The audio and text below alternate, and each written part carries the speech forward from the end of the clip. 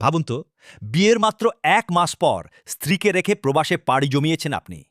দীর্ঘ কয়েক বছর পর যখন প্রথমবারের মতো শ্বশুরবাড়িতে পা রাখলেন, তখন বুক ভরা আশা।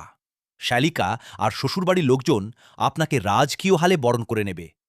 কিন্তু আদরের বদলে আপনার জন্য যদি অপেক্ষা করে এমন এক ভয়ঙ্কর সারপ্রাইজ, যা আপনাকে প্রথম দিনেই শ্বশুরবাড়ি থেকে পালাতে বাধ্য করে। মোশাররফ করিম অভিনীত আদরের দুলাভাই নাটকের প্রথম পর্ব শুরু হয় ঠিক এমনই এক চরম নাটকীয়তা দিয়ে। কেন একদল শালী তাদের আপন দুলাভাইয়ের সাথে এমন নিষ্ঠুর আচরণ করল?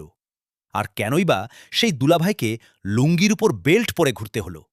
প্রস্তুত হয়ে যান, কারণ এই নাটকের ভেতরে লুলুকিয়ে থাকা আসল রহস্য আর হাস্যরসের বিশ্লেষণ আজ আপনাকে চমকে দেবে। গল্পের শুরুটা হয় দারুণ এক উৎসবমুখর পরিবেশে।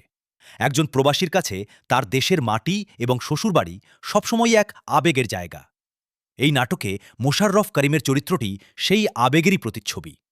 দীর্ঘ প্রবাস জীবন শেষ করে তিনি এসেছেন একটু শান্তির খোঁজে। তার শ্বশুরবাড়িতে কোনো শ্যালক নেই, চারদিকে শুধুই শ্যালিকাদের রাজত্ব। আর বাঙালি সংস্কৃতিতে দুলাভাই এবং শ্যালিকার সম্পর্ক মানেই মিষ্টি খুনসুটি আর মজার সব কাণ্ডকারখানা।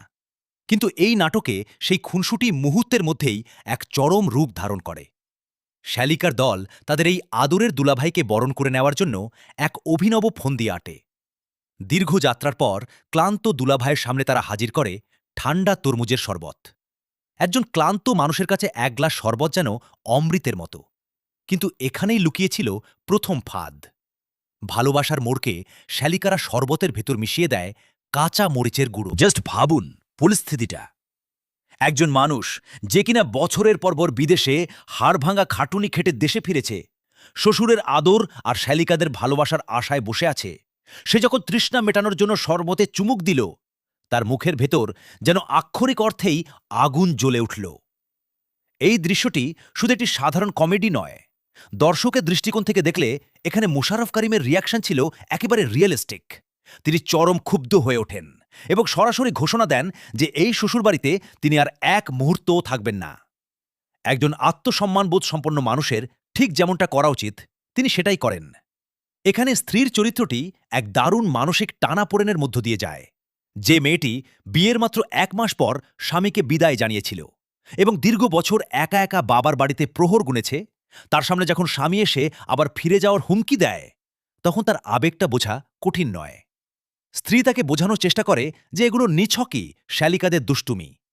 কিন্তু যে মানুষটার জিহ্বা মরিচের ঝালে পুড়ে যাচ্ছে, তার কাছে কি আর এই যুক্তি থেকে? কিন্তু এখানেই ঘটল সবচেয়ে বড় চমক।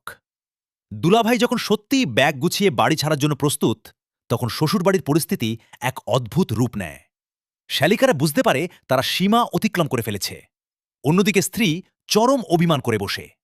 এই মনস্তাত্ত্বিক খেলায় দুলাভাই শেষ পর্যন্ত থেকে যাওয়ার সিদ্ধান্ত নিলেও তার মনে ঢুকে যায় এক চরম আতঙ্ক। এই আতঙ্কের বহিঃপ্রকাশ হিসেবে আমরা দেখি নাটকের অন্যতম সেরা একটি টুইস্ট বা হাস্যরসাত্মক মুহূর্ত।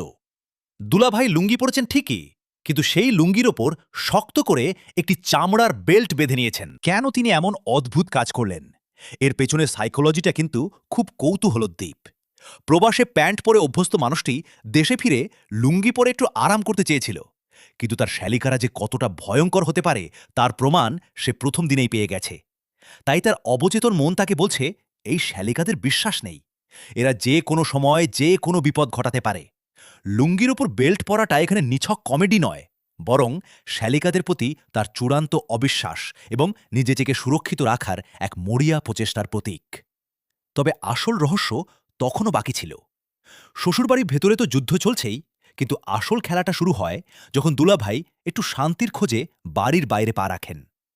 দীর্ঘক্ষণ মানসিক চাপে থাকার পর একজন ধূমপায়ী স্বভাবতই একটু নিকোটিনের আশ্রয় খোঁজে। তিনি একটি সিগারেট ধরানোর জন্য আগুন খুঁজছিলেন। রাস্তায় এক সাইকেল আরোহীর সাথে তার যে কথোপকথন হয়, তা আমাদের সমাজের এক দারুণ ব্যঙ্গাত্মক চিত্র তুলে ধরে, যা এরপর ঘটল তা কেউ কল্পনাও করেনি।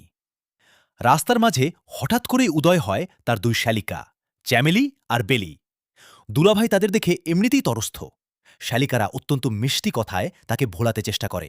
তারা বলে, দুলাভাই, আমরা তো আপনার শালি, আমরা আপনাকে আগুন জ্বালিয়ে দেব। দুলাভাই সরল বিশ্বাসে তাদের হাতে নিজের স্বাদের সিগারেটটি তুলে দেন। আর ঠিক সেই মুহূর্তেই শ্যালিকারা তাদের আসল রূপ ধারণ করে। তারা সিগারেটটি হাতে নিয়েই ব্ল্যাকমেইল করা শুরু করে দেয়। তাদের শর্ত, পুরো 10,000 টাকা দিতে হবে। তা না হলে তারা সরাসরি তাদের বুবু মানে দুলাভাইয়ের স্ত্রীর কাছে গিয়ে সব ফাঁস করে দেবে যে দুলাভাই গোপনে ধূমপান করে। একটু চিন্তা করুন তো, যে লোকটা একটু আগে মরিচের শরবত খেয়ে নিজের মানস সম্মান এবং জীবন নিয়ে টানাটানির মধ্যে ছিল, সে এখন নতুন এক ফাঁদে আটকা পড়েছে। একদিকে বইয়ের কাছে ভালো মানুষ সাজার চাপ, অন্যদিকে 10,000 টাকার বিশাল ধাক্কা। প্রথম পর্বের এই এন্ডিংটা এক কথায় অসাধারণ। এটি শুধু দর্শককে হাসায় না, বরং পরবর্তী পর্বের জন্য এক তীব্র কৌতূহল তৈরি করে। শালিকাদের এই ব্ল্যাকমেইল কি দুলাভাই মেনে নেবে, নাকি সেও পাল্টা কোনো চাল চালবে? পরিচালক এখানে খুব বুদ্ধিমত্তার সাথে চরিত্রের পাওয়ার ডায়নামিক বা ক্ষমতার ভারসাম্য নিয়ে খেলেছেন। প্রথম দিকে মনে হচ্ছিল দুলাভাই বোধহয় দুর্বল, শ্যালিকারাই এখানে ছড়ি ঘোরাবে।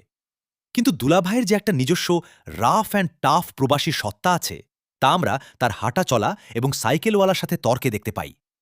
এই পর্বের শেষটা আমাদের বুঝিয়ে দেয় যে এটি শুধু একটি সাধারণ পারিবারিক নাটক নয়, এটি শ্যালিকা এবং দুলাভাইয়ের মধ্যে এক সাইকোলজিক্যাল মাইন্ড গেম বা মনস্তাত্ত্বিক যুদ্ধ হতে চলেছে। সিগারেট আর 10,000 টাকার এই দরকষাকষি আসলে প্রমাণ করে যে এই বাড়িতে কেউ কাউকে এক চুল পরিমাণ ছাড় দিতে রাজি নয়। দর্শকদের মনে তখন একটাই প্রশ্ন ঘোরে, দুলাভাই কি সত্যিই 10,000 টাকা ঘুষ দেবেন, নাকি তার মাথায় চলছে অন্য কোনো মাস্টার প্ল্যান? মোশাররফ করিম বরাবরের মতোই তার নিখুঁত কমিক টাইমিং এবং এক্সপ্রেশন দিয়ে চরিত্রটিকে জীবন্ত করে তুলেছেন। প্রবাসীদের একাকিত্ব, দেশে ফেরার আকুলতা এবং শ্বশুরবাড়িতে এসে তাদের যে অস্বস্তিকর অথচ মজার পরিস্থিতির মধ্যে পড়তে হয়, তা এই নাটকে দারুণভাবে ফুটে উঠেছে।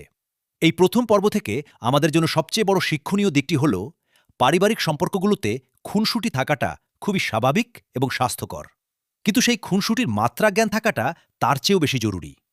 শ্যালিকাদের মরিচে শরবত খাওয়ানোর মজাটা যে কোনো সময় একটা বড় বিপদের কারণ হতে পারত।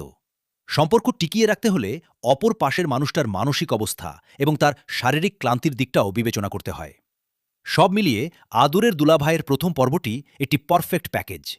এটি শুরু থেকে শেষ পর্যন্ত দর্শকের অ্যাটেনশন ধরে রাখে। এতে যেমন আছে সাসপেন্স, তেমনই আছে ভরপুর কমেডি এবং পারিবারিক ইমোশন। আপনি যদি এমন কোনো নাটক খুঁজে থাকেন যা আপনাকে এক সেকেন্ডের জন্য বোর করবে না এবং প্রতিটা দৃশ্যের পর আপনাকে ভাবতে বাধ্য করবে এরপর কি হবে, তবে এই নাটকটি আপনার জন্য।